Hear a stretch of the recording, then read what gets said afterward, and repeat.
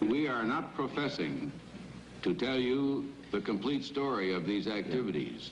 We are professing to tell you the complete story that we know. Right. But these records that we've uncovered don't tell the story. They tell pieces of it. This is a story that has been told in bits and pieces. This is an attempt to pull most of it together. We know we don't have the full story. We do, however, have some striking new revelations and insights. The story begins here, just off the nation's front yard, the Mall. The buildings behind me were the headquarters for the World War II Office of Strategic Service. It was here that the first halting steps toward mind control began. The shaper and molder of OSS was General Wild Bill Donovan. He said of his group's work, "We may have made mistakes, but we were not afraid to try things that were never done before." In this anything-goes atmosphere, Donovan appointed this man, Stanley Lovell, a Boston industrialist, to break new ground in many scientific and technical fields. Donovan called Lovell his Dr. Moriarty, after the fiendish professor in Sherlock Holmes. Lovell liked the name and posed for this Saturday Evening Post photo. He later wrote of his OSS job that it was, quote, to stimulate the Peck's bad boy beneath the surface of every American scientist and to say to him, throw all of your normal law-abiding concepts out of the window. Here's a chance to raise merry hell. It was in this atmosphere that the search for mind control began. This bizarre man would be an active participant in that search over the next 2 decades. His name is George White, an OSS captain who had formerly been with the Bureau of Narcotics. In his diary, seen here publicly for the first time, White left a legacy of the darker side of American intelligence work. He received his early OSS training at the British-run school at Oshawa, Canada, the same school where Ian Fleming, the creator of James Bond, was trained. White referred to the school in his diaries as the Oshawa School of Mayhem and Murder. Mike Burke, former OSS colleague of White's and now president of Madison Square Garden Center. Very compelling fellow, mysterious fellow, almost mystical fellow. He was fascinating because you knew something about him, but not enough about him to really get a fix on him. He also knew a great deal about the swifter elements of society, the gamier side of life, and he was very impressive in his technical knowledge of the underworld, so to speak. He said, one of our men gets beat up. He says, you have to act real fast and teach these guys a lesson. Charles Siragusa, a former narcotics officer and friend of White's. He'll come around, he says, and break your kneecaps. And with that, one guy laughed, and George would always have a little Billy with him. And this one guy sort of naked. George White turned around and whapped him across the neck with it. Then he picked up a pool stick and started beating everybody up. He made his point. And he made his point. George White was not a man of understatement or subtleties.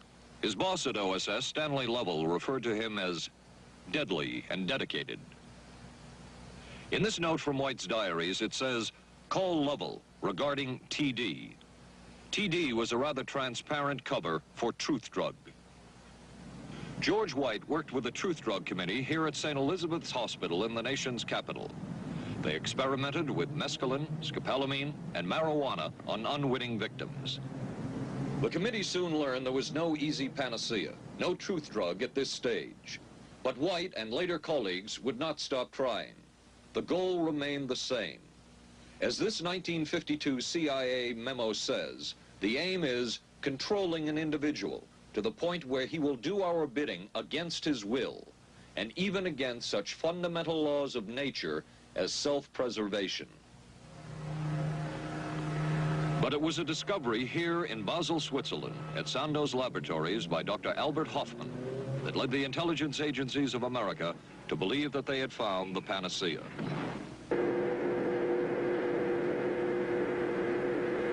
The discovery was lysergic acid diethylamide, LSD. The film that you see is considered by many experts to be the closest illustration of the effects of a hallucinogenic. It was one of the first times that anybody had run into a powerful drug that was different than anything else that they knew anything about. John Gittinger, recently retired chief psychologist for the CIA. This is the first time Gittinger has been interviewed publicly. We could disable a whole city by putting a very small amount on a water supply. After all of these years of us, those of us who involved in looking for this secret drug, this was the only thing that began to look for the first time like it might be something like that. The CIA's interest in LSD was intense. The worry was that the Russians would get hold of it. Were the Soviets into LSD? I'm going to have to say I'm sure they were, but if you ask me to prove it, I've never seen any direct proof of it. But at one point, intelligence information received from Switzerland said that Sandoz Laboratories was about to put 100 million doses of LSD on the open market. And it caused enough concern within the agency that the United States was prepared to buy the entire supply. However, a slight mistake had been made. The mistake is made public for the first time. I just found out on a new CIA document that there were no such large quantities of LSD on the market. John Marks has filed numerous Freedom of Information suits against the CIA and has unearthed much new material. He is the author of The Search for the Manchurian Candidate, a history of intelligence agency work with mind control. He is a consultant for this report. What happened is that there was a military attaché in Switzerland, an American officer, who got milligrams and kilograms mixed up. In other words, he made a mistake of thinking 1/1000th of a gram was the same as 1,000 grams, which is a mistake of 1,000,000 times. So when the CIA got the intelligence that there were 100 million doses on the market, in fact, there were 100 doses. The man who would oversee the CIA's research into drugs and most of the agency's behavior programs is this man, Dr. Sidney Gottlieb, a chemist. Dr. Gottlieb declined ABC News' request for an interview. In their never-ending search for the miracle weapon, CIA operatives searched here in the remote mountain areas of southern Mexico for what up to then had been considered a myth, magic mushrooms. They used this man, a part-time chemist for the CIA, to dupe this man, a vice president of a bank and an amateur mycologist or mushroom expert, to try to get to the magic mushrooms and turn them into a drug. But it would be the amateur, R. Gordon Wasson and his colleagues, who would win the race and develop the drug psilocybin from the magic mushrooms. We went into the Mazatec area, far from the highways, remote from Mexico City. There we found that rotten bagasse, as it's called, bagasso, covered with mushrooms. These mushrooms I didn't know, had never seen. They were the sacred mushrooms. Wasson would also discover and record the ancient mystical rites of the mushrooms from a local shaman or magical priestess, Maria Sabina. And we were seeing incredible sights. They would go slowly or they would go fast as I ordained. All your senses are rendered acute. We say that you see visions, you see hallucinations, but that doesn't begin to tell the story. The hallucinations are only part of it. You hear sounds, you smell things. The night was thrilling. Word of Wasson's discovery reached the CIA quickly. Dr. James Moore, a University of Delaware chemist, secretly served the CIA preparing deadly chemicals on short notice. Moore was instructed to get close to Wasson and accompany him on another trip to Mexico to get the magic mushrooms. Internal documents show the CIA felt a drug derived from the mushrooms could remain an agency secret. What in the world were they looking for with the magic mushrooms?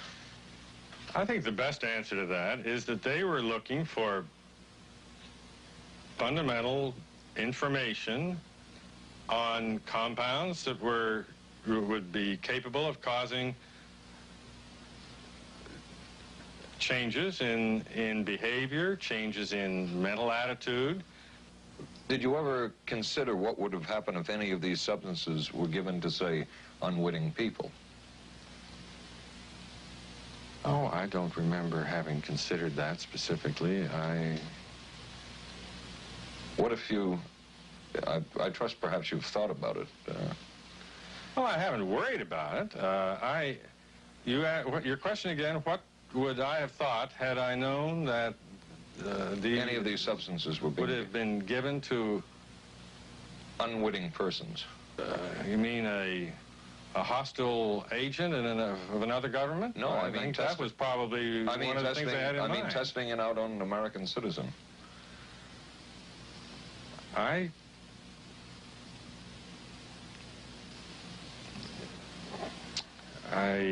guess I must seem very, very cold-blooded about this, but I don't recall ever having been very much preoccupied with that issue. But many drugs were tested in this way. A decision was made at the highest levels of the CIA to do testing on unwitting Americans. As one CIA document says, such testing would be operationally realistic. A former CIA official who worked on these programs describes for the first time how the decision was made. He did not wish to be filmed or recorded. Thus his remarks are read by someone else. I think every last one of us felt sorry to attempt this kind of thing. We knew we were crossing a line. Every decent kid knows he shouldn't steal, but he does it sometimes. We knew damn well we didn't want anyone else to know what we were doing. The decision was made to do testing on unwitting victims. It was decided they should be on the fringes of society because they were most vulnerable. It was the borderline underworld, prostitutes, drug addicts, and other small-timers who would be powerless to seek any kind of revenge in case they found out. And as their predecessors had a decade earlier, the CIA turned to George White for help. White was now a high-ranking narcotics official, and by this time, the stories about George White were legendary. So the waiter says, "You may help you, monsieur?" And George White was busy talking with me. He paid no attention to the waiter, so the waiter tapped him on the shoulder, says, "May I help you, monsieur?" George White turned around, whipped his gun out, and stuck it in the guy's face like this in this crowded restaurant. George White did not mind bending the law, and he knew the street well. He was the ideal choice for what the CIA had in mind. We were Ivy League, white, middle class. We were naive, totally naive about this, and he felt pretty expert. He knew the whores, the pimps, the people who brought in the drugs. White set up so-called safe houses for the CIA in New York, here in Greenwich Village, and later in San Francisco, in this hotel, and in an apartment atop Telegraph Hill with a commanding view of San Francisco Bay. While the existence of these safe houses was disclosed last year, details of what took place within them has not been told. A former CIA official who worked in the safe houses reveals that they were used not only for drug testing, but to study sexual behavior and how it could be used to manipulate people. We did quite a study of prostitutes and their behavior. How do you take a woman who is willing to use her body to get money out of a guy to get him to talk about things which are much more important, like state secrets? We learned a lot about human nature in the bedroom. We started to pick up knowledge that could be used in operations. There would be victims in all of this, but as the agency knew, they couldn't fight back. Some entries from George White's diaries. Clarice gets horrors. Janet, sky high. As one agency memo says, we have no answer to the moral question. The safe houses were not the only testing grounds. Millions of dollars would be spent on LSD research at universities throughout the country. And word would begin to spread on campus about this so-called mind-blowing drug. And suddenly, there was the counterculture of the 60s. I give the CIA a total credit for sponsoring and initiating the entire consciousness movement, counterculture events of the 1960s. Dr. Timothy Leary, the 1960s Johnny Appleseed of LSD. The CIA funded and supported and encouraged hundreds of young psychiatrists to experiment with this drug. The fallout from that was that the young psychologists began taking it themselves, discovering that it was an intelligence-enhancing, consciousness-raising experience. I know that some of the studies in which the CIA had supported, used as subjects people who later became strong proselytizers of LSD. So, you know, in that sense, yes, I think it did sustain the perpetuation of the use of the drug. And it's rather ironic, isn't it? The counter case that I would make in relationship to that is to remember that the people who were doing the research were people who would be doing the research regardless of who was the sponsor. I don't think anybody working in that time in the remotest ever thought that it would blow up into the kind of thing that it did.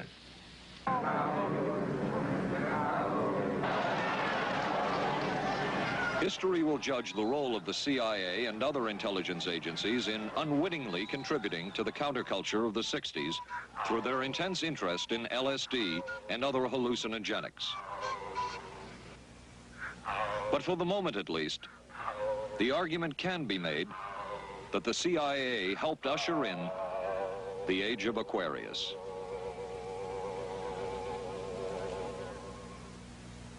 Covering a span of history such as we are in this report, one can get sidetracked by the so-called glamour and mystery of espionage work or by the exotic qualities of some drugs. But what you can't lose sight of is what all of this would mean in terms of individual human beings. There would be deaths, there would be long-lasting and harmful effects. The best-known case is that of this man, Frank Olson, a chemist employed by the Army Chemical Corps, who in 1953 was slipped LSD unknowingly at a meeting with CIA officials. Shortly after that, Olson went into severe depression. He ended his life at this New York hotel by diving through a shaded closed window in his 10th floor room. Frank Olson was the first known fatality in the CIA's LSD program. Olson left behind a widow, Alice, and 3 children, but it would be years before they learned the real story of his death. Shortly after his suicide, Alice Olson was visited by Dr. Sidney Gottlieb, the man who had administered the drug, and by Robert Lashbrook, his deputy, who was the last person with Frank Olson the night of his death. It was probably to check me out and see whether I was handling myself and handling the situation, whether I was hysterical. And I'm sure they left the house feeling ever so much better because I had been gracious and hospitable to them, so that I must have played right into their hand and made them feel fine. 23 years later, how did you feel about that meeting? My anger was unbelievable at how I had been duped for this length of time, and the anguish which was unnecessary. Anyone who knew during all of those years never told Alice Olson the real story of her husband's death. She would discover it by accident more than 2 decades later. In essence, it was a 22-year-long cover-up. Lyman Kirkpatrick was Inspector General of the CIA at the time of Frank Olson's death. But had not the Olson case occurred within the secret confines of the CIA, would not this case have been a prosecutable case? Perhaps manslaughter? I would think very definitely prosecutable, and certainly from the point of view of Mr. Olson, why it should probably have been actionable. Frank Olson's suicide slowed down the CIA's testing of LSD and other drugs, but only momentarily. The CIA was not the only government agency interested in the possibilities LSD and other drugs presented for mind control. The Army Chemical Corps first started working with the CIA and then branched off on its own. It too tested drugs on unwitting victims, and a death would result. The case of this man, Harold Blower, a tennis pro, seen here with his daughter Elizabeth, is well known. In 1953, Blower was a private patient at the New York State Psychiatric Institute. He was given 5 injections of a mescaline derivative that was being tested secretly for the Army Chemical Corps. With the 5th injection, Harold Blower died. As with the Olson case, a 22-year cover-up followed, until finally the Army admitted the real details of Blower's death. Since the initial news stories of Harold Blower's death, close to 5,000 documents, previously classified, have been released by the Army and obtained by ABC News. They provide valuable insight into Army activities at the time of Blower's death and where the Army went from there with their own drug testing program. From a previously classified deposition of Dr. James Cattell, who administered the mescaline derivative, on the purpose of the drug testing, to produce symptoms similar to those that you see in schizophrenia, on how much the patient knew about all this. We didn't delineate all the possibilities of what might happen because then you contaminate your experiment. Cattell then relates that he never even knew what drug he had given Harold Blauer because of the secrecy of the Army experiments. We didn't know whether it was dog piss. This was secret. This was a secret. We weren't in on it. We asked Blauer's daughter Elizabeth for her reaction. What? How can anybody react to that? I mean, that is so far from what you'd expect from a human being, never mind a doctor, never mind a professional specialist who's supposed to care about people's minds. It's unbelievable. A suit filed by Elizabeth Barrett against the Army Chemical Corps is now pending in federal court. Other Army experiments continued on mental patients around the country. Work done at the Tulane Medical Center in New Orleans involved several drugs, hallucinogenics, and electrodes implanted in the brain. The chief researcher was Dr. Russell Monroe, now head of the psychiatry department at the University of Maryland. These are various progress reports written by Dr. Monroe and recently obtained by ABC News. From one of the progress reports, a report of a woman who had electrodes implanted in the brain and was then given LSD and other drugs. She became agitated, cried, lapsed into a trance-like state.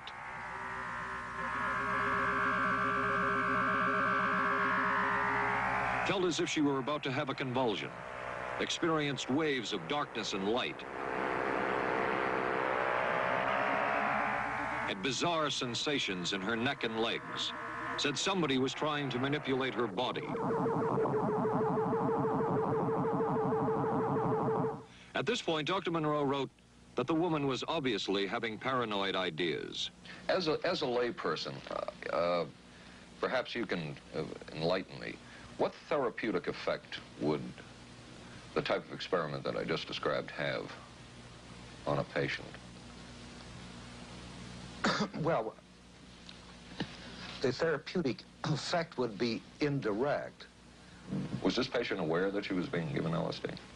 Yes, I mean, they were told that they would be given some medication, and they should have... Specifically LSD?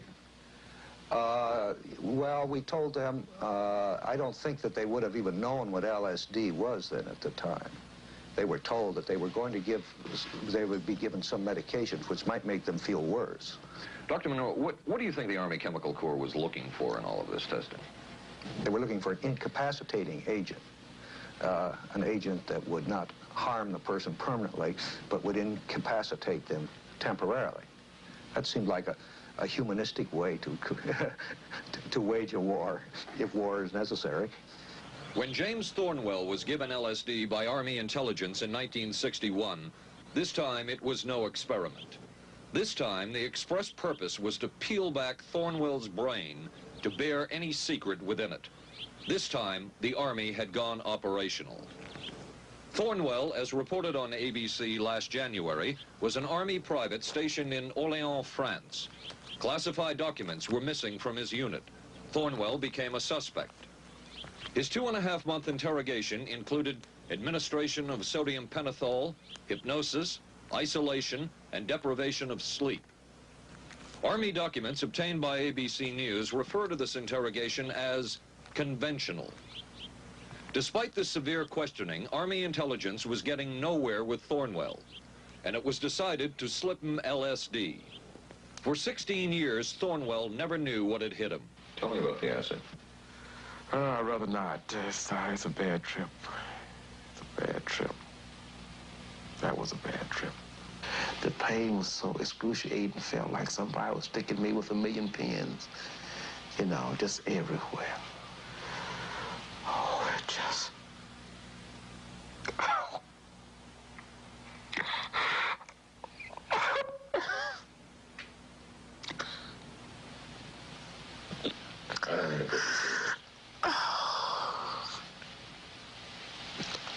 You want to stop for a minute?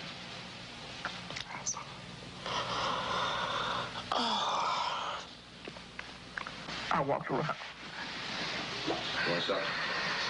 Oh, I can talk. I lived through it. I lived through it. I lived through it. No charges were ever brought by the Army against Thornwell. He was discharged for psychological disorders.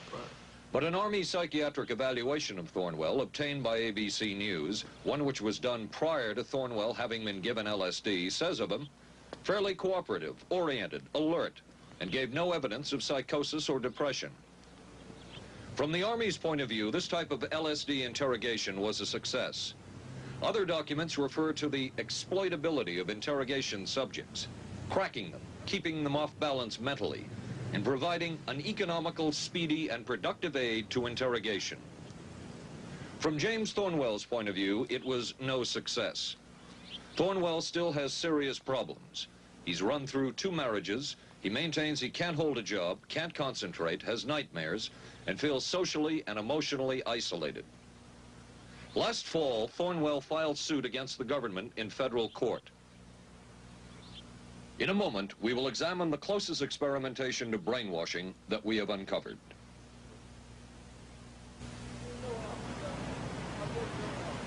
By far, the most chilling experiments we have uncovered took place at this Gothic estate called Ravenscrag, halfway up Mount Royal in Montreal. It houses the Allen Memorial Institute of Psychiatry of McGill University.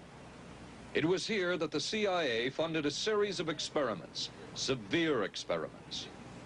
The work was done by the Institute's then director, Dr. Ewan Cameron. It is the closest experimentation to brainwashing yet disclosed. His work, unprecedented in psychiatry, consisted of 3 areas which he called sleep therapy, psychic driving, and the ultimate depatterning. Dr. Maurice Dongier, current head of the Allen Memorial Institute. In his psychic driving, so-called type of therapy, he would give the patient intensive electric treatment in order to make the patient regress deeply, become forgetful, and then he would attempt to implant new ideas in the mind of the patient. Now, to a layman, it would appear that Dr. Cameron was trying to take the slate and wipe it clean, the slate being the mind. In other words, brainwashing. Exactly, that's a very good comparison. Brainwashing. Yes. Val Orlico of Winnipeg, Canada, the wife of a member of the Canadian Parliament, was a patient of Dr. Cameron's. She entered the Allen Memorial Institute because of severe depression. She describes for the first time publicly the LSD therapy and psychic driving treatment that she was given by Dr. Cameron. And then the drug began to take hold very rapidly because it was an IV injection. And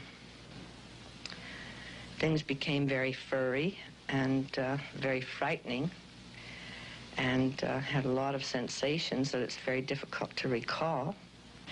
Nobody explained it to me. Nobody ever asked me if I was willing to do it or anything. He had this feeling that he would be able to get through the resistance of illness and to reach deep changes very quickly. Did he? I don't think that when you look at that in retrospect, the hopes that he had have been in any way fulfilled. But Cameron would plunge on. The next step was what he called psychic driving.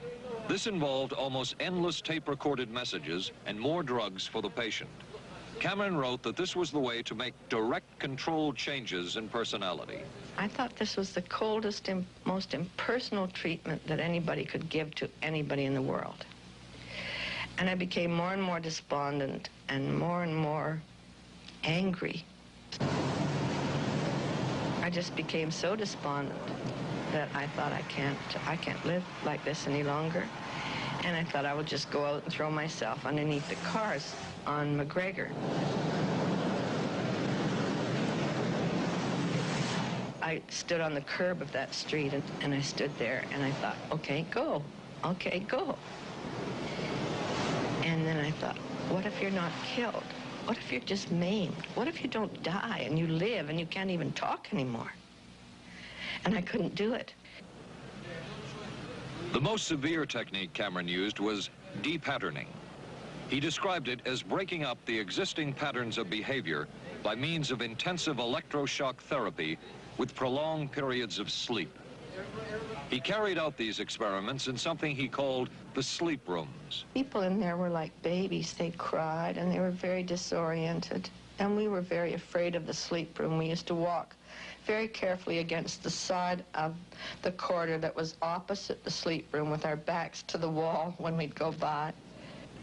Cameron used this combined sleep electroshock treatment on patients as long as 30 days. One patient he kept asleep for 65 days. Cameron retired, and his successor, Dr. Robert Cleghorn, ordered a follow-up study on the patients treated with Cameron's depatterning method. It showed that it was no more beneficial in its result than the use of more conservative methods. But the follow-up study showed that 60% of those who had been depatterned still had amnesia for periods of anywhere from 6 months to 10 years. That's quite a memory loss, isn't it? That is a memory loss. Indeed it is. It's I think, more than desirable. In retrospect, does Dr. Cameron's experimentation and his treatment appear harsh? I would say yes. I mean, this forceful type of approach that I was describing to you is definitely, it can be said that it's harsh. I wouldn't call it harsh. I would say it was harder on the staff than it was on the patients, because these people had to be fed, and they had to be cared for, and they had to be given sufficient fluid and food and toileted and so on and so forth. It was a very difficult thing for the staff to follow these patients properly and see that they did well. Well, I'm glad he was concerned for the staff. But damn it all, I wouldn't. I could have maybe had a different kind of life. And that makes me angry and sad, and I don't know how to explain how I feel, really. I just... How did you feel when you learned that Dr. Cameron's experimentation was financed by the CIA? Well, I thought... Oh, I can't even use the word that I thought, because I thought, that bastard. And he was too smart. He knew who he was working for. And, excuse me, but I just, I just can't, sometimes I can't believe it, and yet I know it's true. If you had the opportunity to say something to the people at the Central Intelligence Agency who financed this study, what would you say? I realize the CIA is a very important organization, and they have a very important job to do.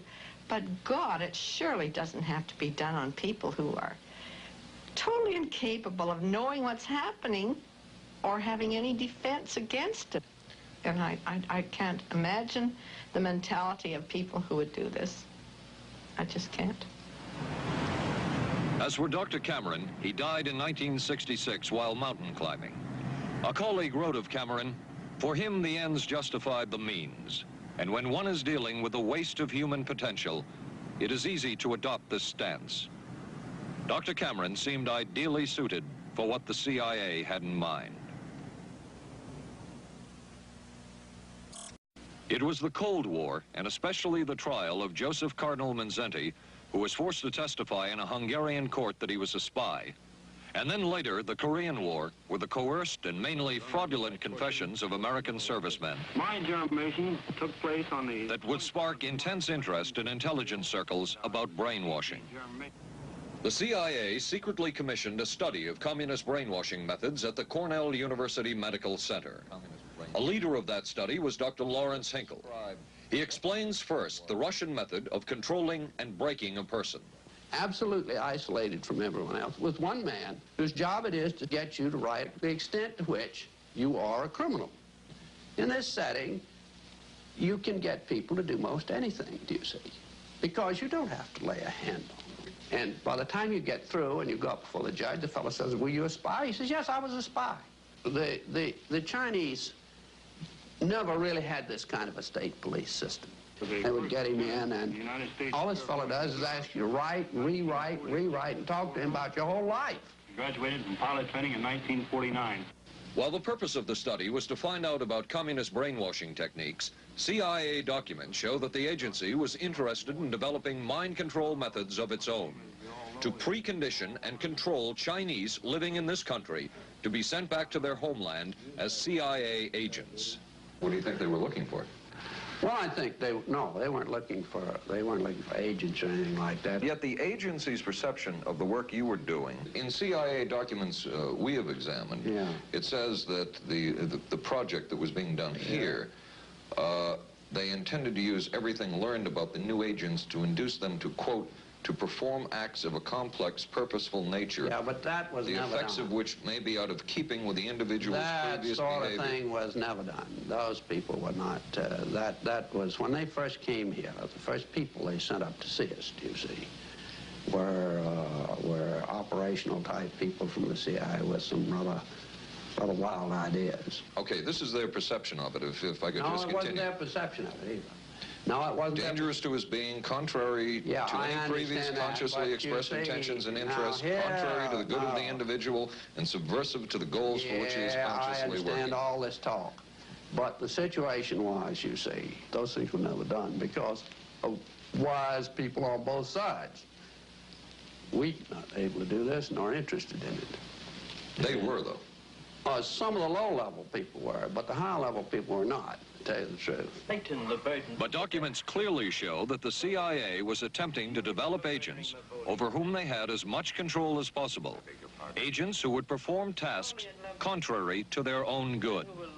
Normally conditioned American who's been trained to kill and then to have no memory of having killed. His brain has not only been washed, as they say, it has been dry cleaned.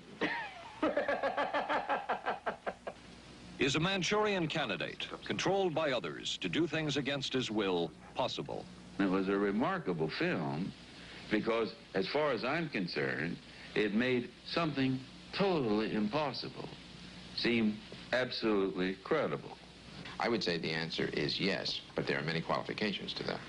Dr. Milton Klein, a psychologist, a clinical and experimental hypnotist, and unpaid consultant to the CIA.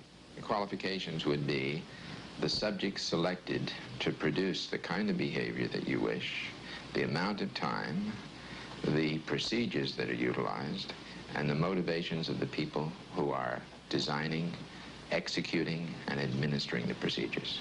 You're asking whether an individual can be, under hypnosis, influenced, coerced, persuaded, shaped to perform an antisocial act, or a destructive act, or an act of violence. My answer would be yes.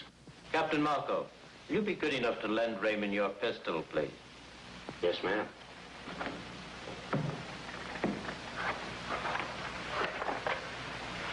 Thanks, Ben. Sure, kid. Shoot Bobby, Raymond. Through the forehead. Yes, ma'am.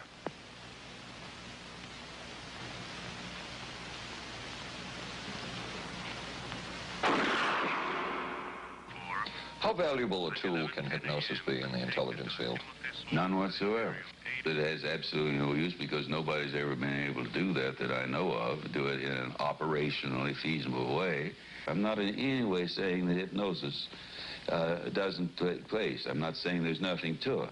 I would say that most government agencies concerned with intelligence operations have been looking to hypnosis as a tool for a variety of purposes, one of which is to carry out and to execute certain intelligence operations on a basis where they would not have to rely completely on some of their own emotional reactions. Actually, would that entail murder? It could, if you consider that an act of killing someone under circumstances of war is murder. I think one has to define what that means. Under circumstances of peace? Under circumstances of peace, it would be murder. Another former CIA agent says that Fidel Castro at one time was considered as a possible target for a Manchurian candidate. Castro was naturally our discussion point. Could you get somebody gung-ho enough that they would go in and get him? But if you have 100% control of a guy, you have 100% dependency. If something happens and you haven't programmed it in, you've got a problem. So in the end, it was decided that a Manchurian candidate was not feasible. But the search for mind control continued. But could the mind be controlled? Perhaps not. But is human behavior predictable? In this area, the CIA did make a significant breakthrough.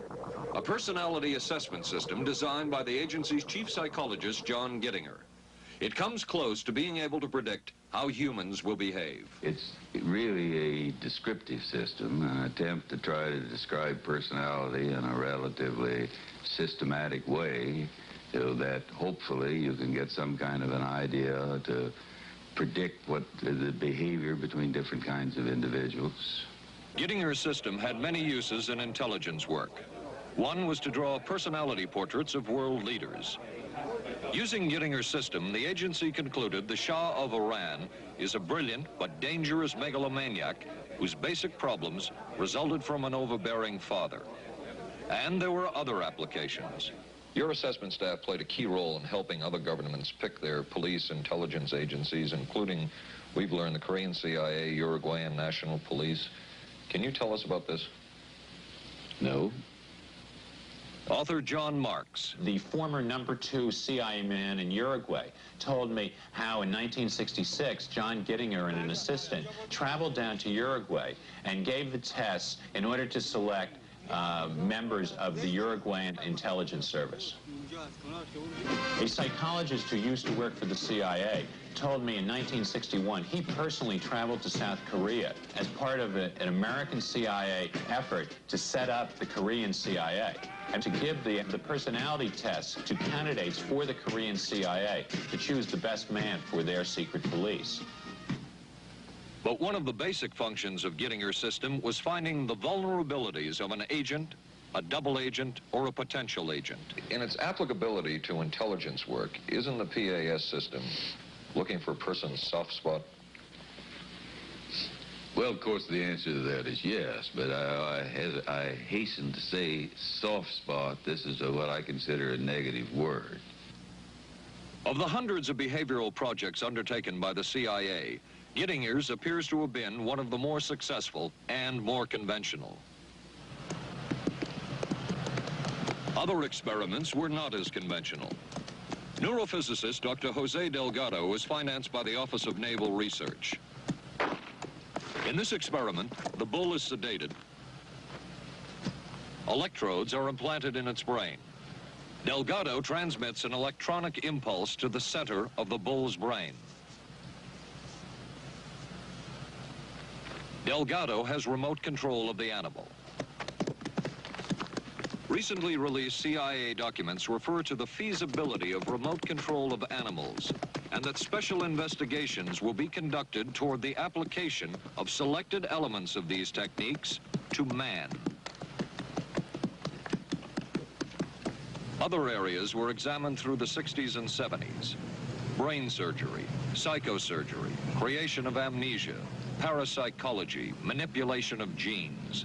Even though past and present CIA officials have indicated this kind of work ended in 1963. And one of those who took part in these programs. Thank you, sir. In 1977, the Senate subcommittee heard testimony from many of them, but the testimony was not that revealing. According to one of them, they agreed amongst themselves to keep the inquiry within bounds that would satisfy the committee. Former narcotics officer Charles Siragusa says that he was asked to limit his testimony by the man he reported to at the CIA. He wanted me not to say anything. To perjure yourself. That's right. Well, either that, I'd have to perjure myself or take the Fifth Amendment. And I'm not about to take the Fifth Amendment for anybody. Okay. Former CIA chemist Robert Lashbrook testified he had no first-hand knowledge of the agency-run safe houses when, in fact, he supervised one of them. And according to George White's diaries, was at a safe house when White conducted what he called an LSD surprise experiment. Dr. Sidney Gottlieb, whom we recently filmed near his California home, oversaw many of the CIA behavioral programs. He retired in 1973 and destroyed the records of this work. In sort of a valedictory letter, Dr. Gottlieb wrote that he and his colleagues had been able to maintain contact with the leading edge of developments in the field of biological and chemical control of human behavior. Dr. Gottlieb also testified before the Senate subcommittee, but from an anteroom where he could not be filmed because of what his lawyer termed health and cardiac problems. Dr. Gottlieb declined ABC News' request for an interview. And what of George White, the man who helped the agency in so many of its programs? He would retire here to Stinson Beach, California. And shortly before his death, he wrote to his boss at the CIA, Dr. Sidney Gottlieb, and summed up his career by saying, "It was fun, fun, fun. Where else could a red-blooded American boy lie, kill, and cheat, steal, deceive, rape, and pillage with the sanction and blessing of the All-Highest?"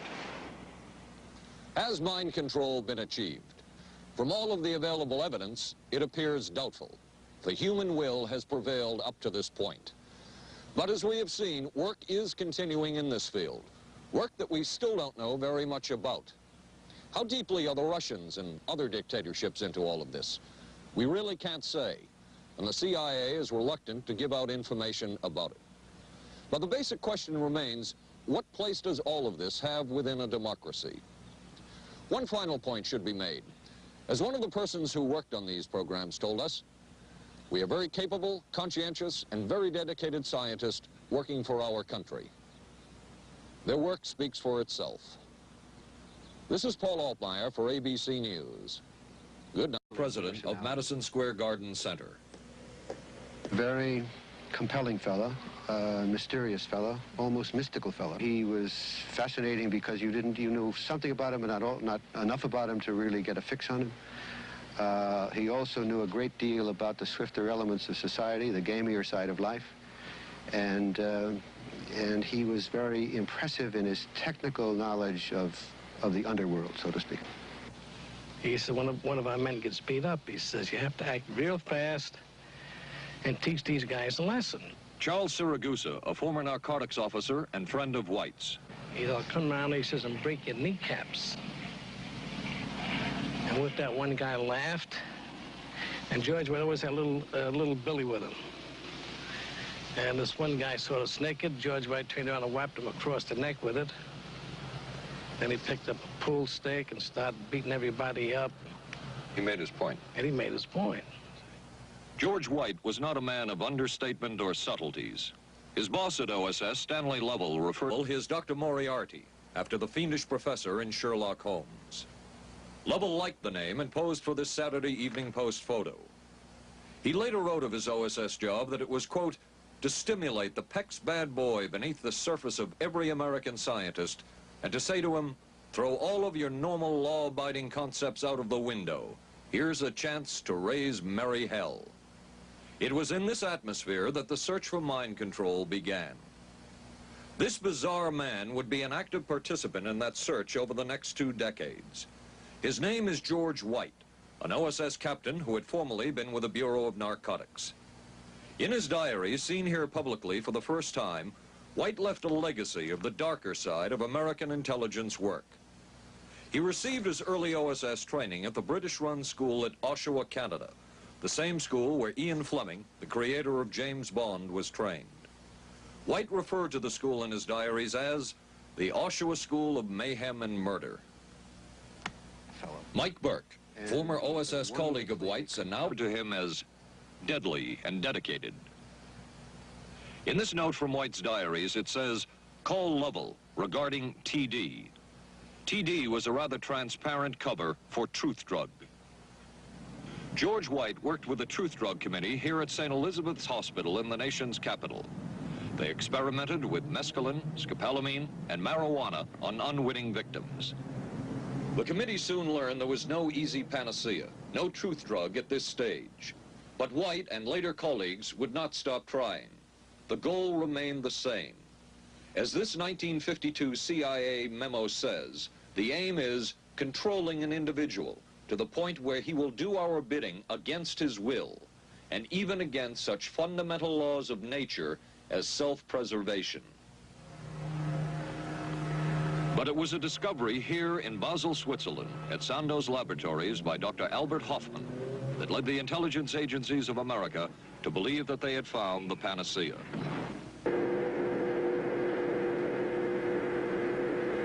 The discovery was lysergic acid diethylamide, LSD.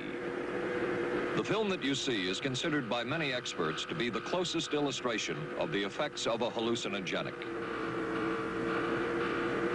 It was one of the first times that anybody had run into a powerful drug that was different than anything else that they knew anything about. John Gittinger, recently retired chief psychologist for the CIA. This is the first time Gittinger has been interviewed publicly. We could disable a whole city by putting a very small amount on a water supply. After all of these years of us, those of us who were involved in then looking for this secret drug, this was the only thing that began to look for the first time like it might be something like that. The CIA's interest in LSD was intense. The worry was that the Russians would get hold of it. Were the Soviets into LSD? We are not professing to tell you the complete story of these activities. We are professing to tell you the complete story that we know. Right. But these records that we've uncovered don't tell the story. They tell pieces of it. This is a story that has been told in bits and pieces. This is an attempt to pull most of it together. We know we don't have the full story. We do, however, have some striking new revelations and insights. The story begins here, just off the nation's front yard, the Mall. The buildings behind me were the headquarters for the World War II Office of Strategic Services. It was here that the first halting steps toward mind control began. The shaper and molder of OSS was General Wild Bill Donovan.